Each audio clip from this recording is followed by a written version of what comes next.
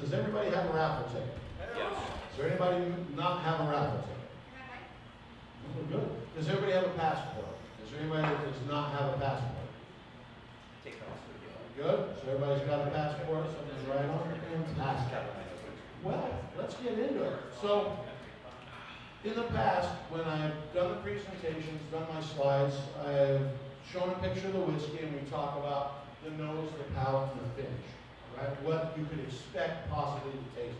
And what have I told you over that time? It's very subjective, right? Your palates are all developing differently from the person next to you. So I thought, well, if I'm telling you it doesn't really matter that much, why in the world am I putting it up on a slide?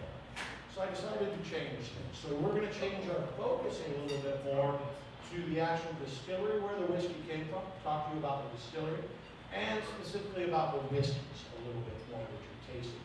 So I'm going to stay a little bit further away from the nose, the palate, and the finish, because for those of you that have been here, you've begun to develop all of those things. So you're going to develop them different than somebody else. So that's where the focus is going to be. This is the first month that I'm trying this.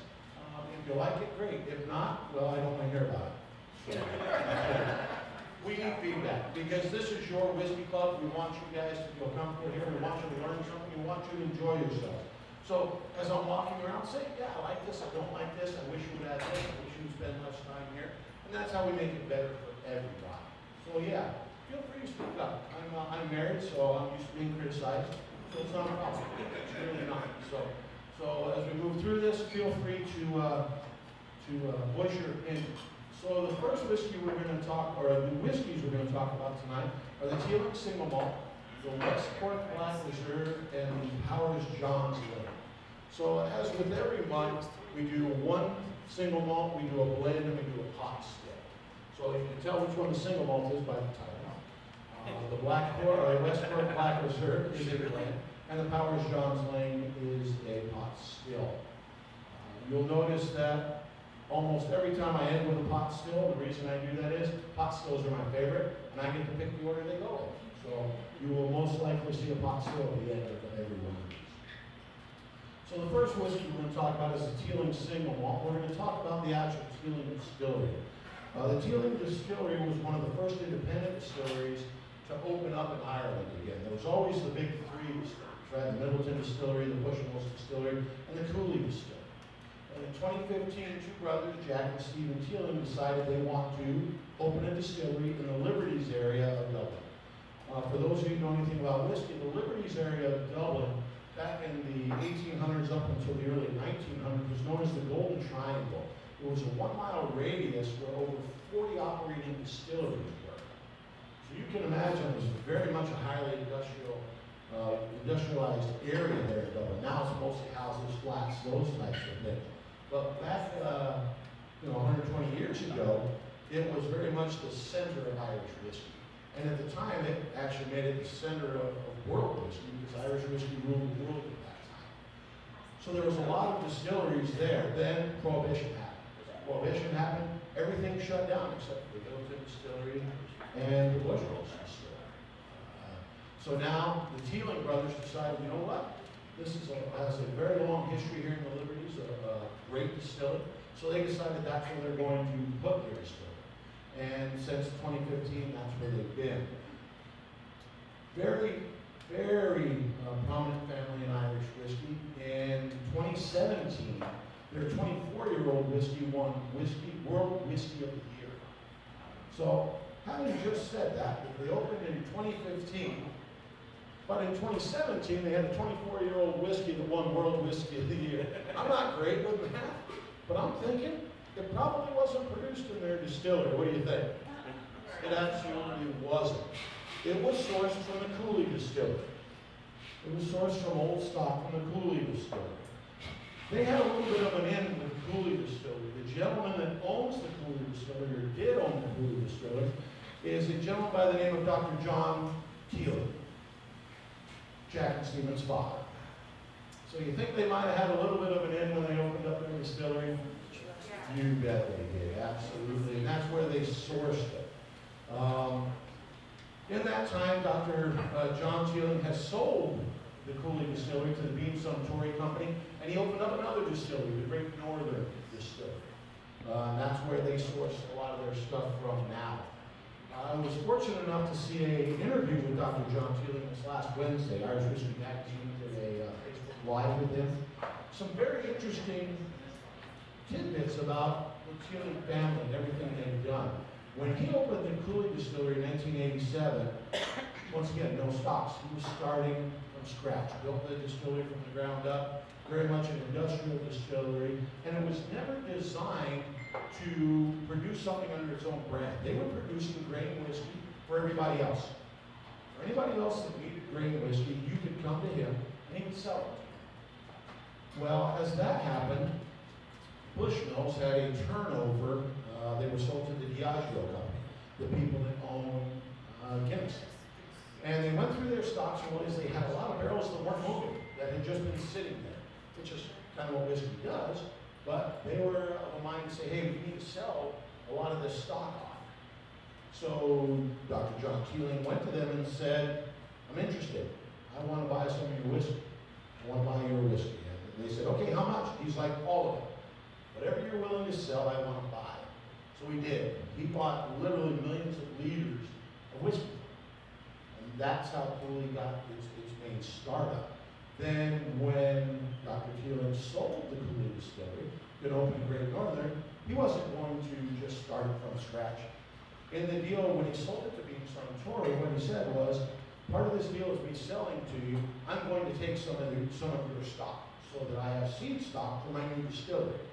And they said, great, how much do you want? He said 1 million liters. And that's what he got, was 1 million liters. He opened up Great Northern. So that's a lot of whiskey, isn't it? I mean, that might get us through a weekend. Your house. Your house. Right. So you can see that the Teeling brothers had a very, very large leg up. To this point, the only whiskey that they're putting out right now that comes from their stock are their 5-year-old pot stills. They just started releasing them. I believe they're on batch 2 now. Those are the only ones that have actually been made and aged by the Teeling Distillery. Every other one that they have out has been sourced either through Coolidge or Great Northern. Yes. Did they bring any of their distillers, their master distillers with them? So, Nephew sent. yes and no. They stole a few from other places. There's a gentleman by the name of Alex Chasto that worked at Cooley that they brought over, and he is one of their distillers as well. So yeah, they stole stuff from everywhere. They did very much so.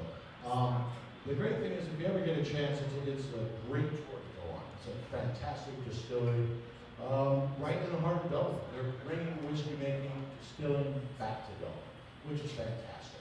And that's what's such a great thing is that with resurgence, now people are realizing there's history here, and we need to respect that history. And the Teelings are doing it very, very well. So let's talk about the whiskey you have in front of you. I talked about the Golden Triangle. We'll go through that. Some pictures. These pictures came from when Brian and I were over there last year. Last June, when you guys were here at your very first whiskey club meeting, Brian and I decided we'd rather be visiting distilleries. So we did. Picture on the left is of the distilling room, where their pot stills are that you can see there. The picture on the right is called the Teeling Thrones. We all know the Game of Thrones, you've all heard of it. It was filmed in Ireland. So what the Teeling brothers decided to do was build their own throne out of staves from used whiskey barrels. So you can go up there and you can sit in that little throne and be happy to know that that's where some great whiskey rested at one point in time. So pretty interesting things that they've done. So let's talk about the whiskey.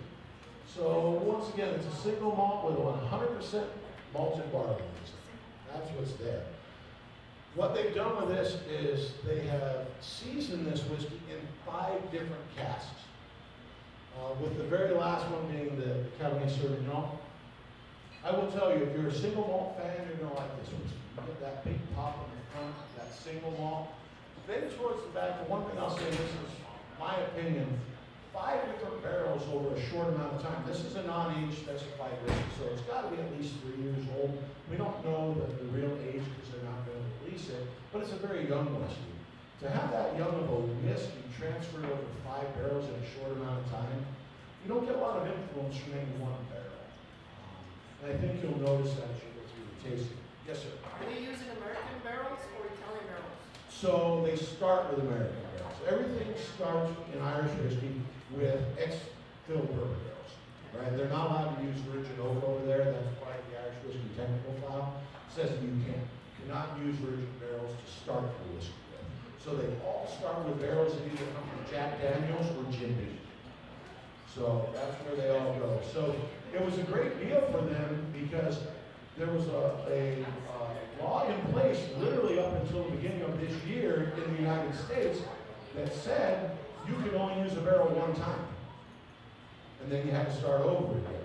So the American bourbon manufacturers were like, absolutely, we'll be more than happy to sell you as many barrels as you want. And that also goes for Scotch as well.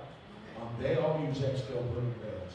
So yeah, they had a great market for it. Well, at the beginning of this year, they rescinded that rule or that law that said they can only use them one and done. Now they're allowed to reuse them. I don't know how many times they're allowed to reuse them. I don't know if they put that stipulation. So it's going to be interesting to see what happens to Irish whiskey and Scotch, because now their stock of bourbon barrels is going to start to dry up. So it's going to be very interesting in the next 5 to 10 years to see how this goes. Irish whiskey right now is experimenting with a lot of different woods. They're using all kinds of stuff that you see here: sherry, port, Madeira, Burgundy, cab.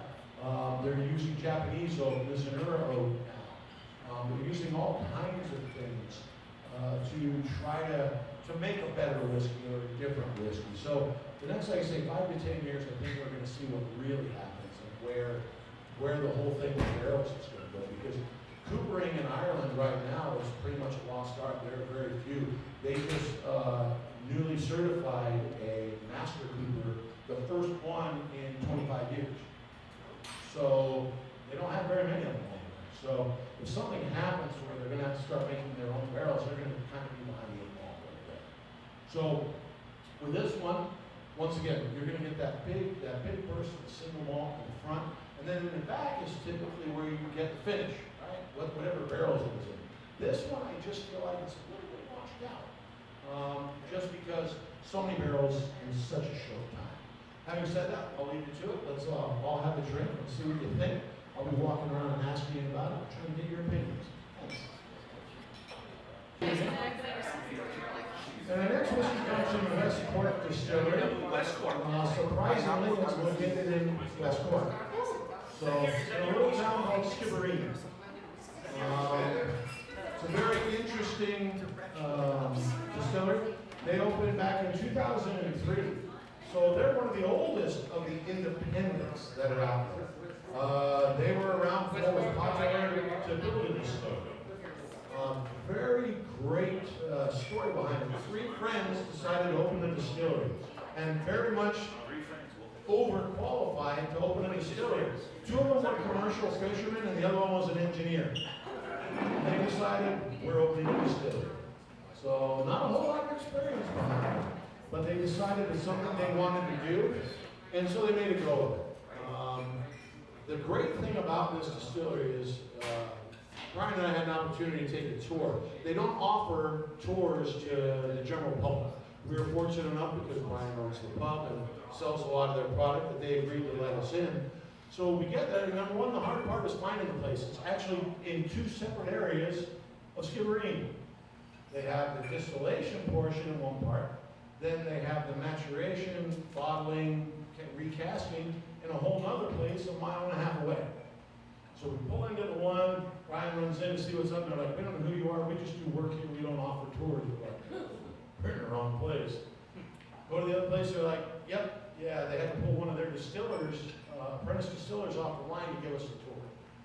So they're just not really designed to do that. Now, having said that, they're in the process of building a new distillery where they're going to offer regular tours and those types of things. But at the time, they didn't do that. But they were more than happy to spend time with us and show us their process.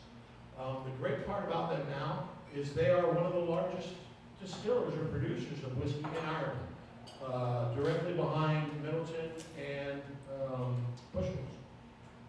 They are producing whiskey not just for themselves, they produce whiskey for several other people. If you've ever heard of Lambay whiskey, which we had several months back, they produce that for them. Now, the Lambay folks, age it out on Monday Island on their own, but the actual liquor comes from the West Cork distillery. So they're branching out. They're one of only 3 whiskey bottlers in all of Ireland. So a lot of the big names send their product to West Cork to be bottled.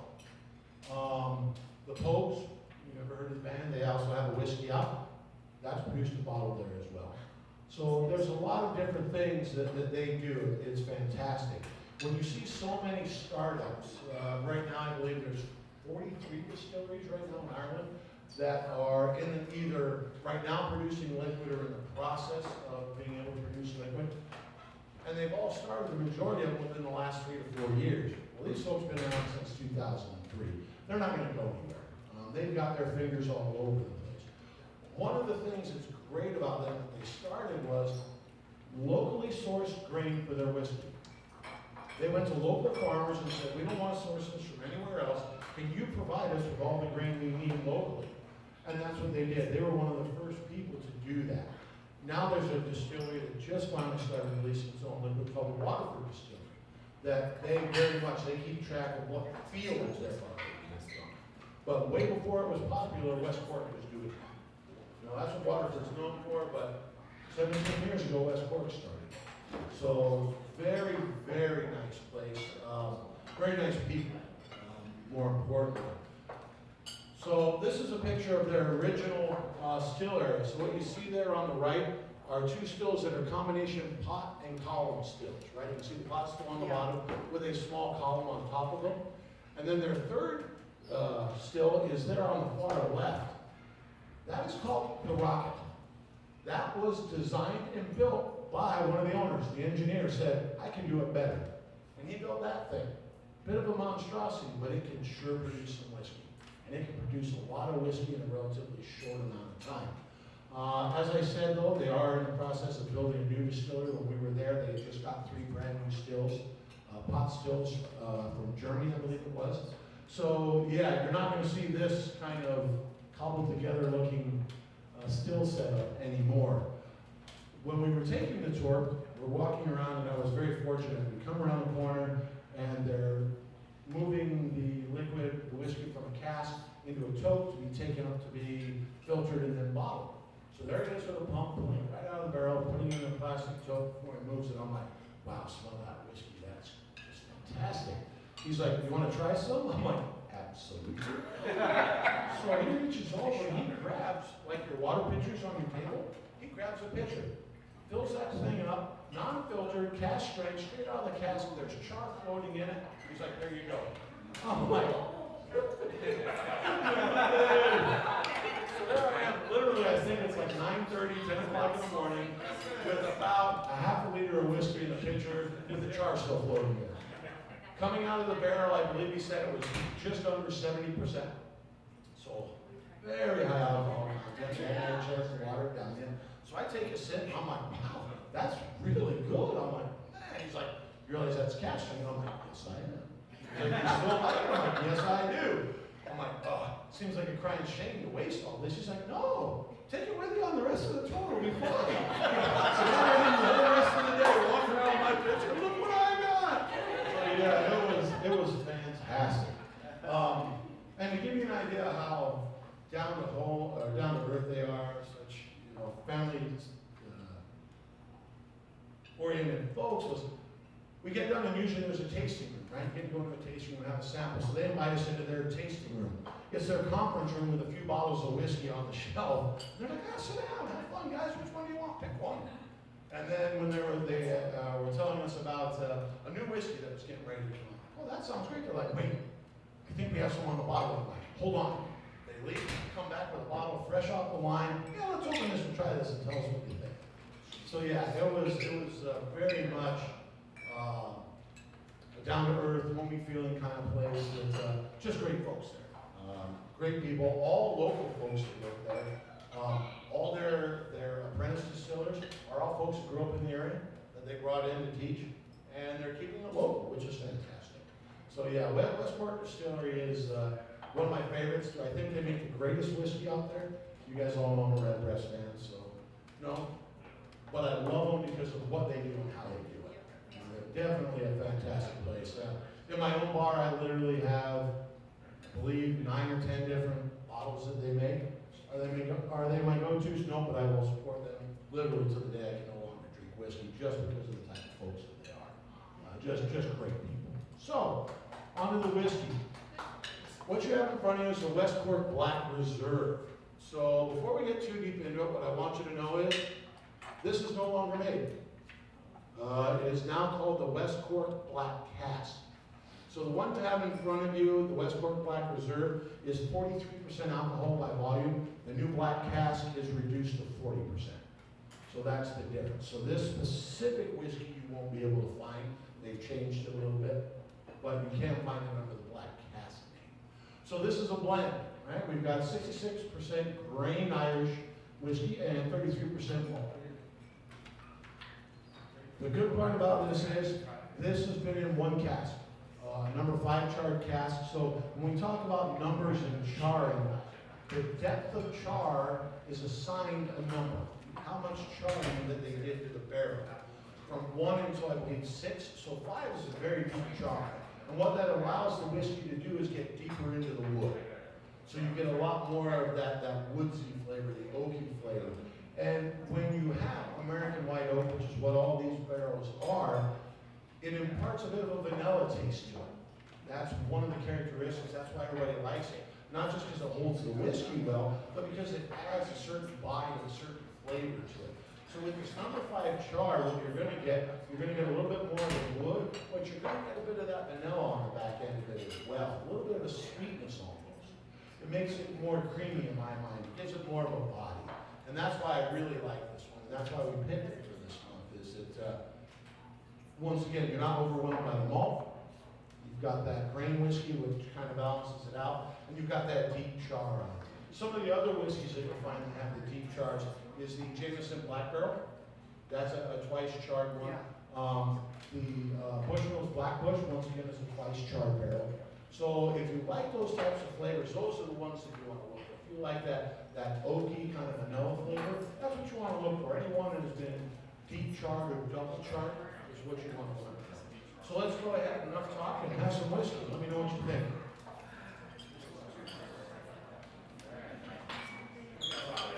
12-year-old John's Lane. So let's talk about the Powers Distillery. It no longer exists. It's gone. All the Powers line is now made at the Middleton Distillery down in Middleton and Cork. Sorry. So a little bit of the history of the John's Lane Distillery. Amazingly enough, it was on John's Lane in Dublin. Surprising everybody. How it started was the Powers family had a public house at the corner of John's Lane, and I believe it's Terry Street. I'm not entirely certain on that, don't quote me. Where it was called the Powers Public House. The great part about this is we know public houses now by their short name, the pub, right? The Powers Public House was the first recorded use of the word pub. So you can thank the Powers Public House for the pub, right? Because anybody can have a bar, right? PT's is a bar. If you want stale whiskey and sticky carpet, you go to PT's. If you want to go have a good time, where do you go? You go to a pub, right? You go to a public house. That's where you go. You go to a place that feels like home, and you do those types of things. And so we can thank the Powers family for that. That building still stands today. If you look at that building, I believe it's a residential building at this point. You can still see the Powers P in the Mason area above the door. Pretty cool. I tried to get a good picture of it. It didn't turn out. I apologize for that. I can talk about whiskey. My photography skills stink. Sorry. So, yeah, it's a very interesting family. They at one time were one of the largest producers of Irish whiskey. They rivaled or did exceed Bushmills at one point, where they were a very close second to the Jameson Company at that time. So, and the thing you have to understand about the Powers Distillery and Jameson, literally right down the street, not very far at all located in that golden triangle we talked about earlier in the evening. So, the thing that I like about Powers is they were very innovative. So you've all flown in an airplane before, right? And what do? You get them little mini bottles You know who you have to thank for the mini bottles? Powers. They created the very first mini bottle. It was designed so that you could take Powers with you anywhere. Yep. Baby Powers, exactly. They were the very first ones to create the mini bottles so that you could have Powers with you anywhere discreetly. You could be at work, you could be in your pocket. One little baby Powers, off we go. Very innovative company. They did everything they could do to find ways to make whiskey more palatable. You would want to buy Powers. Why would I want to buy Powers? Because it's mini bottles, right? So, unfortunately, the distillery is gone. The remnants, as you can see here, still exist. The 3 stills still sit there. It is on the property of the National College of Art and Design in Dublin.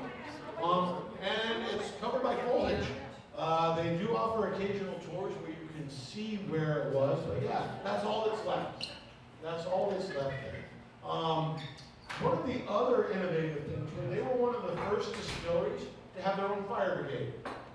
They knew that they had a large fire hazard. When you have millions of liters of alcohol, fire might be a problem.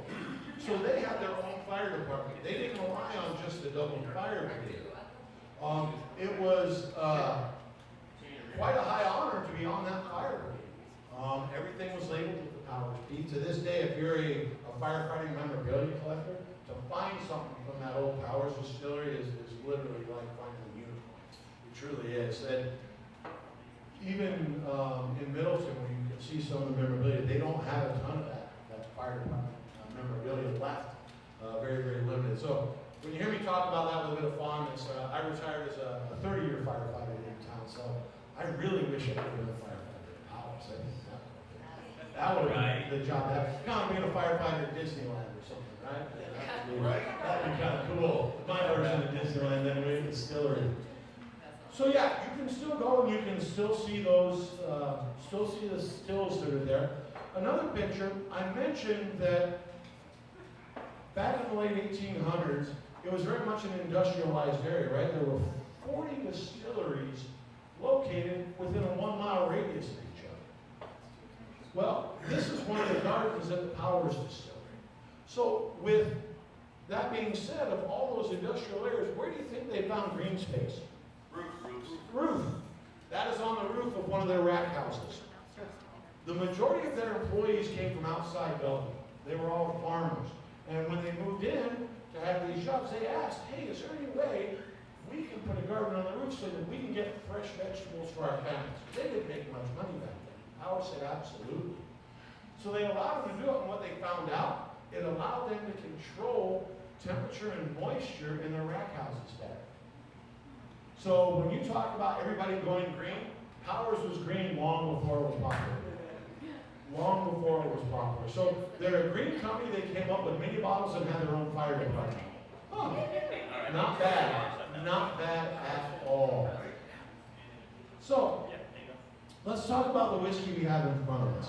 This is one of my absolute favorite whiskeys. This is a pot still whiskey. When we talk about a pot still whiskey, that doesn't imply that it was made in a pot still. It was. But it implies as to what ingredients were used to create it. In order to be a pot still, you have to have a mix of malted and unmalted barley. Unmalted barley being green barley right out of the fields. It hasn't been dried. In order to be considered a pot still, you have to have a minimum of 51% unmalted barley in your mash bill, basically in your recipe. One of my all-time favorites.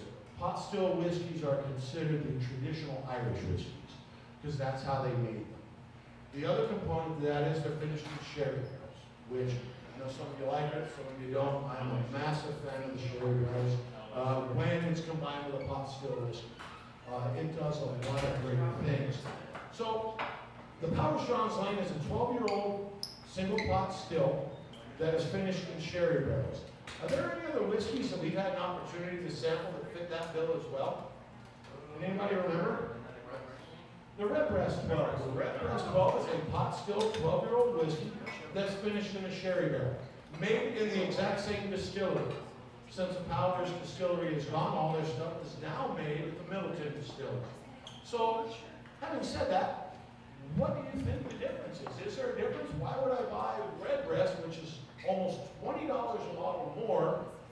than the Powers Jones line. Right? I just told you they're very similar. 12-year-old pure pot still or single pot still whiskeys that are finished in sherry barrels. What's the difference? The difference is how they produce the whiskey. I had an opportunity to speak with the master blender from Redbreast, Billy Lighton, and he said their whiskeys are cask-centric. They concentrate on the casks. They have custom casks made for them specifically so they can age whiskey. So when we talk about ex-bourbon barrels, right, they were used to produce bourbon. Well, when we talk about the sherry barrels that are used for Redbreast, that sherry got dumped down the drain. They produce sherry and put it in these barrels specifically so they can be used to age Irish whiskey. So when we look at the Redbreast line, that's what it's designed around. It's designed around the finishing barrels. They have custom barrels, I mean, they're made specifically for them. Nobody else gets to use them. Whereas on the Power side, they focus on the mash bill, the recipe. So you'll see the difference is where Redbreast is very much a sherry bomb, right? There's lots of sherry that's associated with it because that's what they focus on. You'll notice in this room when I finally shut up and you get a chance to taste it, is not so much sherry. There's sherry there, but you get a lot more grain pull. And that's the difference between the Powers line and the Redbreast line. So now, as you think I've spoken enough about that, let's have a drink and see what we think about this. Well, Yeah. how do you do the different lines as the same distillery? Where they have like the report looking off like this is an area for. No, they have different runs. So they have their main stills, and they do different